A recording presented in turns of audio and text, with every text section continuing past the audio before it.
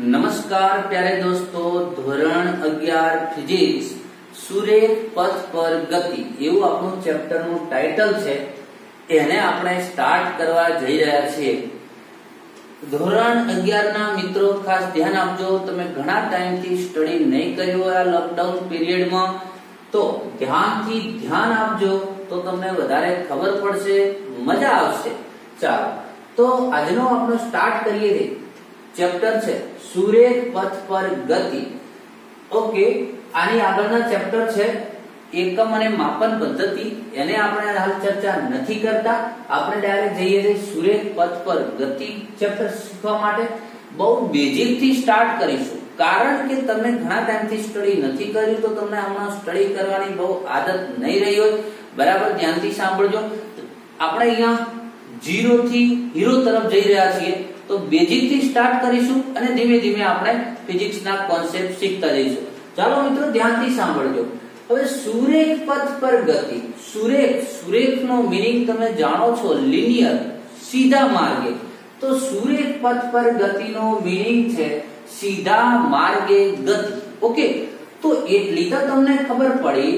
અને ગતિ એટલે ચાલો, સુરેખ એટલે સીધા માર્ગે, એકદમ લિનિયર જે માર્ગ હોય એને આપણે સુરેખ પથ કહીશું. પથનો મીનિંગ ના ખ્યાલ આવતો એ પણ સમજાવ્યું. પથ એટલે માર્ગ, આપણે જે રસ્તા પર ચાલીએ છીએ, જ્યાં ચાલીએ છીએ ત્યાં જે રસ્તો છે જેને આપણે પથ કહીશું ફિઝિક્સની ભાષામાં. અને ગતિ એટલે શું? તો ગતિનો કોન્સેપ્ટ આમ તો બહુ થોડો વિચિત્ર છે, પણ તમે જાણો છો એવું સરળ ભાષામાં કહીએ તો આપણે કહીએ કે કોઈ પણ વસ્તુ, પદાર્થ, વ્યક્તિ કોઈ પણ ખસતો હોય તો એ ગતિ કરે છે એવું કહી શકાય. સમય સાથે પોતે ખસતો હોય, આમ બેઝિક વ્યાખ્યા આપું છું, હજી આપણે વ્યાખ્યા આગળ બદલાશે. તો આમ જો પોતે ગતિ કરતો હોય એનો મીનિંગ તમે સમજી શકો છો. ખસતો જતો હોય એક જગ્યાએથી બીજી જગ્યાએ, તો એને આપણે પોતે ગતિ કરે છે એવું કહીશું. હાલ પૂરતી એવી સમજ મેળવી. તો સુરેખ પથ પર ગતિ હવે સંપૂર્ણ સમજીએ તો સીધા માર્ગ પર પદાર્થ ખસી રહ્યો છે, જેને આપણે કહીશું સુરેખ પથ પર ગતિ. હવે મિત્રો ધ્યાનથી સાંભળજો. ટાઇટલ જ એવું કહે છે કે અહીંયા સુરેખ પથ પર ગતિ ભણવાની છે, તો કઈ બીજી પણ ગતિઓ છે. તો બીજી પણ છે વર્તુળમય ગતિ, ચાક ગતિ, પછી પ્રક્ષિપ્ત ગતિ. એવી અલગ અલગ ગતિ તમે ભણવાના છો મિત્રો. વક્ર ગતિ, તો આવી ઘણી બધી ગતિ તમે ભણવાના છો. એમાંની આપણે હવે ભણવા જઈ રહ્યા છીએ સુરેખ પથ પર ગતિ. બહુ મજા આવશે મિત્રો ચેપ્ટરમાં, તો ધ્યાનથી સાંભળતા જજો. તો હવે આ ચેપ્ટરને આપણે સ્ટાર્ટ કરીએ તો આપણો પહેલો ટોપિક છે સ્થાન અંતર અને સ્થાનાંતર. સ્થાન અંતર અને સ્થાનાંતર. તો ધ્યાનથી સાંભળજો. તમારી બુકમાં અંતરની જગ્યાએ પથ લંબાઈ લખ્યું છે, બધાનો મીનિંગ સમજતા જશું. તો પહેલો આપણો ટોપિક છે સ્થાન, પોઝિશન. પછી છે અંતર. અંતરનું બીજું નામ છે પથ લંબાઈ. અંતરનું જ બીજું નામ પથ લંબાઈ. અને ટોપિક છે આપણો ત્રીજો નામ છે સ્થાનાંતર. ઓકે, સ્થાન, અંતર અને સ્થાનાંતર, આવા શબ્દોને સમજવું છે મિત્રો. બરાબર ધ્યાનથી સાંભળજો. તમે બધું હળવાશમાં ના લેશો કે આવું કે અંતર, સ્થાનાંતર, અંતર આ બધું કોઈ કામનું નથી, આ તો ખાલી પ્રસ્તાવના છે. નહીં, જે કઈ અહીંયા ચર્ચા થાય છે, જે કઈ અહીંયા લખવામાં આવે છે, એને બરાબર તમે નોંધ કરતા રહેજો. નોટ અને પેન લઈને બેસો મિત્રો. અહીંયા જે કઈ લખાવું છું, નોંધ કરાવું છું, એને નોંધ કરતા રહેજો, કારણ કે તમે એનામાંથી રિવિઝન કરી શકો. તમારે રિવિઝન કરવા માટે વારંવાર આખું લેક્ચરને ન જોવું પડે. હા, ખબર ના પડે તો લેક્ચરને ફરીથી રિવાઇઝ કરીને સાંભળજો. પણ જ્યાં તમે નોંધ કરેલી હોય તો રિવિઝન કરવા માટે તમારે લેક્ચરને ફરીથી જોવું ન પડે, એટલા માટે નોંધ કરતા રહેજો મિત્રો. ઓકે, ચાલો હવે સૌથી પહેલા સમજીએ સ્થાન. મિત્રો આ ટોપિક પૂરો કરીએ તો એની પહેલા વચ્ચે બીજો ટોપિક આવવાનો છે. બરાબર ધ્યાનથી સાંભળો. આજે આપણે અંતર સ્થાનાંતર કદાચ પૂરું નહીં કરી શકીએ, તો સ્થાન, પદાર્થ કઈ જગ્યાએ છે એનું સ્થાન દર્શાવવા માટે, એની પોઝિશન દર્શાવવા માટે જે બિંદુનો ઉપયોગ કરીએ છીએ એને આપણે એનું સ્થાન કહીશું. શું બોલ્યો? કોઈ પણ પદાર્થ, કોઈ કણ, કોઈ વ્યક્તિ કઈ જગ્યાએ છે, કયા સ્થાને છે એને દર્શાવવા માટે જે બિંદુનો ઉપયોગ કરીએ છીએ એ બિંદુને આપણે શું કહીશું? સ્થાન કહીશું. આપણને ધારો કે કોઈ ઘરે ધારો કે મહેમાન આવી ગયા અને આપણને ફોન કર્યો કે ભાઈ તું કેટલે છે, કોઈ આપણો ફ્રેન્ડ આવી ગયો, ધારો કે આપણો ફ્રેન્ડ ઘરે આવ્યો અને આપણને ફોન કર્યો કે તું કેટલે છે, તો આપણે કહીશું બસ હું 50 મીટર દૂર છું કે 1 કિલોમીટર દૂર છું, એવું બોલીએ હું 1 કિલોમીટર દૂર છું. પણ ક્યાંથી 1 કિલોમીટર? આપણા ઘરેથી, બજારથી, સ્કૂલથી, ક્યાંથી 1 કિલોમીટર? તો આપણે અહીંયા એવું સ્પષ્ટ કહીએ છીએ હું મારા ઘરેથી 1 કિલોમીટર દૂર છું. પછી ધારો કે આપણે રહેતા હોઈએ પાલનપુરમાં, મિત્ર આપણું ઘર પાલનપુરમાં હોય, મિત્ર આપણો ઘરે પાલનપુર આવેલો હોય, આપણે ધારો કે દિવસે અમદાવાદ ગયા હોઈએ અને અમદાવાદ બસ સ્ટેન્ડ થી 1 કિલોમીટર દૂર હોઈએ અને આપણે એને મિત્રને કહી દઈએ હું 1 કિલોમીટર દૂર છું, તો પાછો એ પૂછે ભાઈ ક્યાંથી 1 કિલોમીટર દૂર? તમે કહો હું અમદાવાદ બસ સ્ટેન્ડ થી 1 કિલોમીટર દૂર છું, તો આ રીતે કોઈ મિનિંગલેસ થઈ જાય. આપણે એને સ્પષ્ટતા કરવી પડે કે હું મારા ઘરેથી 1 કિલોમીટર દૂર છું કે અહીંયા આ જગ્યાએથી 1 કિલોમીટર દૂર છું. તો કહેવાનો મતલબ થયો કે સ્થાન દર્શાવવા માટે તમારે સંદર્ભ લેવો પડે છે મિત્રો, કે હું અહીંથી આટલો દૂર છું, અહીંથી આ જગ્યા ઉપર છું, એને આપણે સંદર્ભ કહીશું. હવે આ તો થઈ વ્યવહારિક વાતો મિત્રો. હવે જ્યારે આપણે ગણિતમાં, ફિઝિક્સમાં આપણે જ્યારે સંદર્ભ લેવાનો હોય કોઈને દર્શાવવા માટે કે આ કણ અહીંયા છે એ દર્શાવવા માટે, આ કણ આટલો દૂર છે એવું દર્શાવવા માટે એક આપણે પદ્ધતિ વિકસાવી છે જેને તમે ભણીને આવ્યા છો સેકન્ડરીમાં, જેને આપણે કહીએ કાર્ટેશિયન યામ પદ્ધતિ મિત્રો. શું કહીશું? કાર્ટેશિયન યામ પદ્ધતિ. તો કાર્ટેશિયન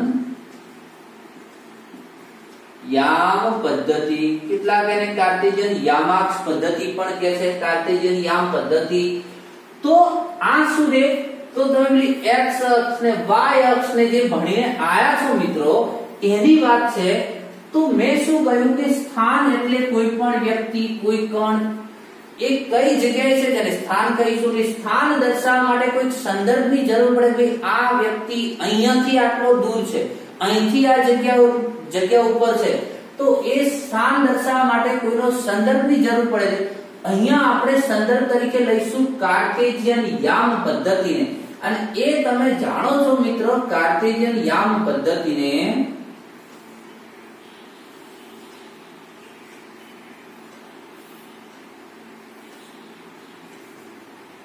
તો આ x અક્ષ, આ y અક્ષ, એના યામ પણ તમે લખતા હો છો. ધારો કે 0 1 2 3 4 5 આગળ ચાલ્યા કરે છે.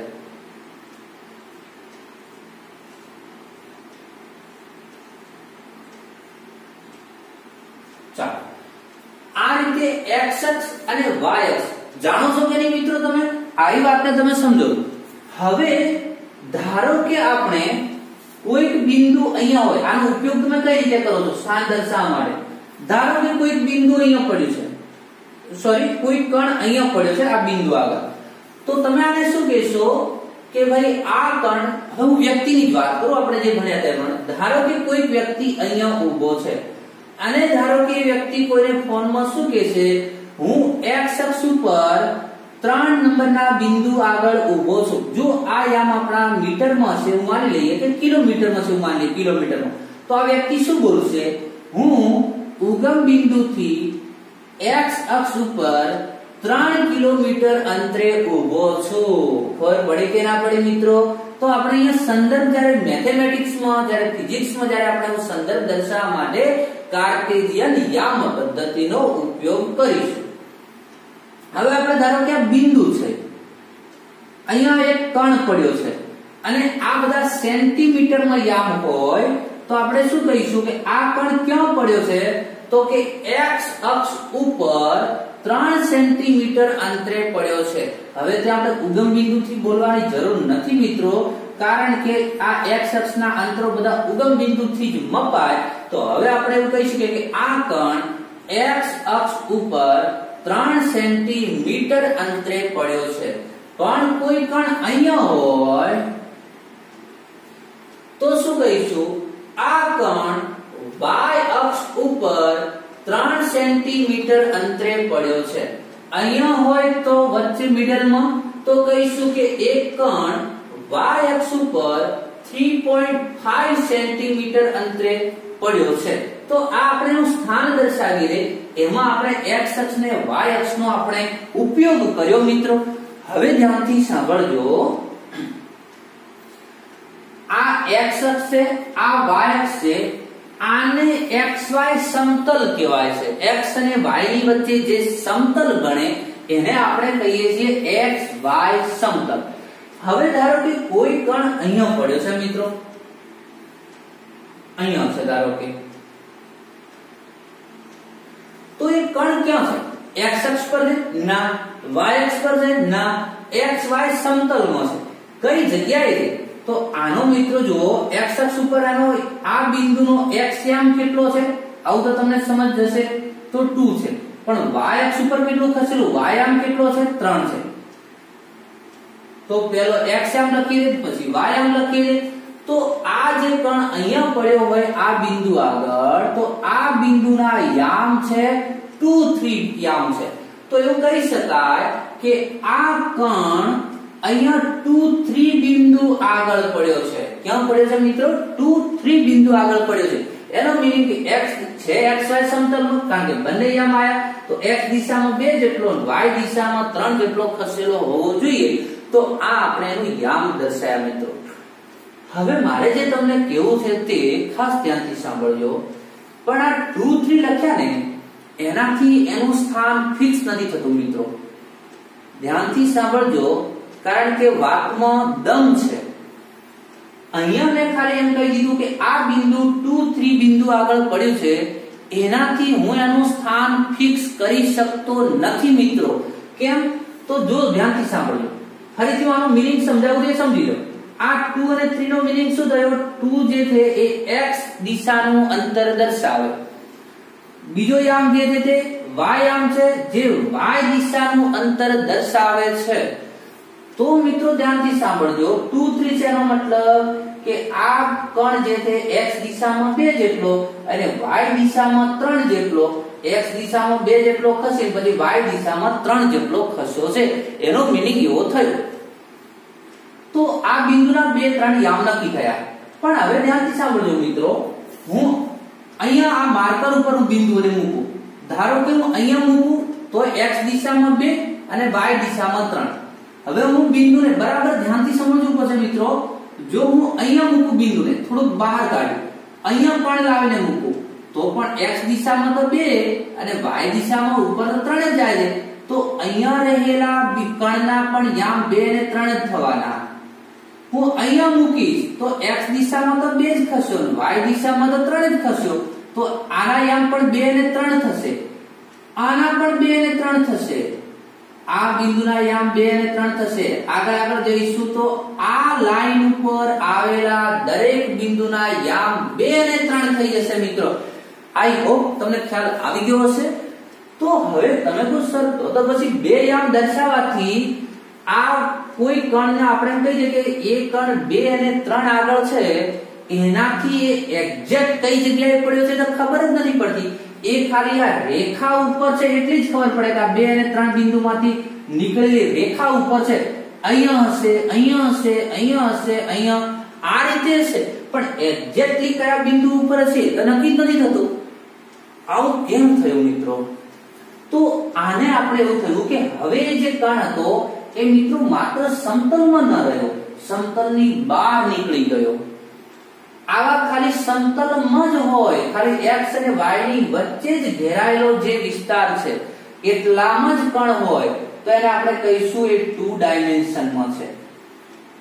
દ્વિપરિમાણમાં પડ્યો છે, પણ જ્યારે સમતલની બહાર જ્યારે અવકાશમાં નીકળી જાય છે તો એને x અને y યામથી એનું સ્થાન નક્કી નથી થતું, તો આપણે ત્રીજો યામ ઉમેરવો પડે મિત્રો, અને ત્રીજી અક્ષ લેવી પડે, તો જેને આપણે કહીએ છીએ z અક્ષ. મિત્રો મેં દોરી છે આ રીતે, હું આમ માર્કર કરું તો દોરી નથી શકતો, એ z અક્ષ આવી રીતે છે, ભલે મેં દોરી આમ, એનો મીનિંગ આવી રીતે છે, આ x અક્ષ, આ y અક્ષ, આ z અક્ષ. હવે બહુ મિત્રો સમજો, આ z અક્ષ છે એના ઉપર પણ યામ હશે, 0 પછી 1 પછી 2 પછી 3 4 5, જેવા યામ x અક્ષ ઉપર છે એવા ને એવા યામ ક્યાં હશે? z અક્ષ ઉપર હશે. હવે મિત્રો તમારું કન્ફ્યુઝન દૂર થઈ જશે. ધારો કે હવે z યામ એટલે શું? z દિશામાં કાપેલું અંતર. ધારો કે કણ તમારો x અને y ની વચ્ચે જ પડ્યો છે, બહાર નીકળ્યો જ નથી, એનો મતલબ કે z દિશામાં અંતર નથી કાપ્યું, તો હવે આ બિંદુના યામ શું થઈ જશે? 2 0 3. આનો મતલબ x દિશામાં 2 થશો, પછી y દિશામાં 3 ગયો અને z દિશામાં 0 ગયો. ભાઈ એ બહાર નીકળ્યો જ નથી. પણ ધારો કે તમારો કણ છે x અને y ની, x અને x અક્ષ ઉપર 2, y અક્ષ ઉપર 3, અને ધારો કે બહાર 2 સેન્ટીમીટર જેટલો ખસીને બહાર આવ્યો, તો કે x માં 2 ગયો, y માં 3 ગયો, પછી 2 સેન્ટીમીટર બહાર આવ્યો, તો પછી આના યામ કેટલા થઈ જશે? 2 3 2. તો આના ઉપરથી શું નક્કી થયું? તો કે ખાલી 2 ડાયમેન્શનમાં, દ્વિપરિમાણમાં, કોઈ સમતલમાં જ કોઈ કણ ગતિ કરતો હોય તો એને દર્શાવવા માટે x y યામ પૂરતા છે, x y સમતલ પૂરતું છે. પણ જો તમારો કણ અવકાશમાં બહાર નીકળીને આવતો હોય તો x અને y ની મદદથી એને દર્શાવવો શક્ય નથી, એનાથી એનું સ્થાન પરફેક્ટ મિત્રો નક્કી નથી થતું. તો પછી આપણે એક ત્રીજી અક્ષ વિકસાવવી પડી, જેને આપણે z નામ આપ્યું. તો x અને y એકબીજાને લંબ હોય છે 90 એંગલના ખૂણે. ત્રીજી અક્ષ આ રીતે બહાર આવે છે, જેને આપણે z કહીશું. એ પણ એકબીજાને પરપેન્ડિક્યુલર, એ પણ એકબીજાને લંબ છે, x અને z પણ લંબ, y અને z પણ લંબ. તો આવી રીતે આપણે ત્રીજી અક્ષ એક વિકસાવવી પડે, જેને આપણે કહીશું x y z કાર્ટેશિયન યામ પદ્ધતિ. અરે ભાઈ છે તો એ કાર્ટેશિયન યામ પદ્ધતિ, પણ એમાં ત્રીજી અક્ષ એડ કરવી પડી જ્યારે અવકાશની વાત આવી ત્યારે. તો અહીંયા મિત્રો મારો પ્રયત્ન એ જ હતો તમને સમજાવવાનો કે x અને y તો તમે ભણ્યા છો, z નો કદાચ તમે ઉપયોગ નહોતો કર્યો તો અહીંયા ક્યારે x અને y થી કામ નથી ચાલતું, z અંદર એન્ટર કરવી પડે. તો પછી આ લાઈન ઉપર તમારા x અને y તો 2 અને 3 છે, અહીંયા કોઈ પણ જગ્યાએ જશે તો x અને y તો 2 જ રહેવાના, કારણ કે x દિશામાં તો અહીંયા હોય તો x દિશામાં 2, y દિશામાં 3. પણ અહીંયા કયા બિંદુ આગળ છે, આ રેખા ઉપર એ પોતે ક્યાં છે એ નક્કી કરવા માટે તો તમારે ત્રીજો યામ દર્શાવવો પડે છે. તો આ અહીંયા આપણે x y z ની વાત કરી. તો z અક્ષ આવે છે, એકબીજાને લંબ હોય છે, એની જરૂર કેમ પડે છે, એ ન હોય તો કેવી મુશ્કેલી સર્જાય છે, એની આપણે અહીંયા મિત્રો વાત કરી. હવે આ જે તમે દર્શાવો છો કે કોઈ કણ ક્યાં છે, તો કે ખાલી સમતલમાં હોય તો 2 3 બિંદુ આગળ, આ એનું સ્થાન થયું મિત્રો, આ એનું સ્થાન છે. આ કણ અહીંયા છે એ જે તમે દર્શાવો છો એને આપણે શું કહીશું? એનું સ્થાન કહીશું. ધારો કે અવકાશમાં છે અને આપણે એનું કહીશું કે ભાઈ એ 2 3 અને 2, આનો મીનિંગ થયો x દિશામાં 2, y દિશામાં 3, ફરીથી યાદ કરાવું, z દિશામાં 2. આ બિંદુ આગળ પડ્યો છે, આ એનું સ્થાન નક્કી કર્યું, તો આ જે યામ મળ્યો એને એનું સ્થાન કહેવાય. વ્યવહારિક ભાષામાં આપણે એવું કહીએ છીએ, હું ભાઈ બસ સ્ટેન્ડ પર છું, હું ચોકડી પર છું, હું હાઈવે પર છું, હું સ્કૂલ આગળ છું. આ બધું વ્યવહારિક જે બોલીએ છીએ એ આપણા ઘણા બધા સ્થાનો છે, બિંદુઓ. આપણે જ્યારે અહીંયા ફિઝિક્સમાં ભણીશું ત્યારે મેથેમેટિક્સ પ્રમાણે આપણે જઈશું તો કાર્ટેશિયન યામ પદ્ધતિનો ઉપયોગ કરીશું અને આપણે કહીશું હું 2 3 2 બિંદુ આગળ છું, એનો મતલબ કે આ બિંદુ આગળ પડ્યો છે. ખબર પડી મિત્રો? ઓકે. તો આ વાત હતી સ્થાનની અને કાર્ટેશિયન યામ પદ્ધતિની. તો આજે આટલા સુધી રાખીએ. નેક્સ્ટ લેક્ચરમાં મિત્રો અંતર અને સ્થાનાંતર વચ્ચેનો બહુ સારો કોન્સેપ્ટ આપણે ક્લિયર કરીશું. આજે શરૂઆત જ કરી છે મેં ચેપ્ટરની, તો તમને ખ્યાલ આવે એટલા માટે મેં આજે થોડુંક સરળતાથી ખ્યાલ આવી જાય તો એટલી કાર્ટેશિયન યામ પદ્ધતિ સુધી રાખીએ. તો મળીએ મિત્રો નેક્સ્ટ લેક્ચરમાં.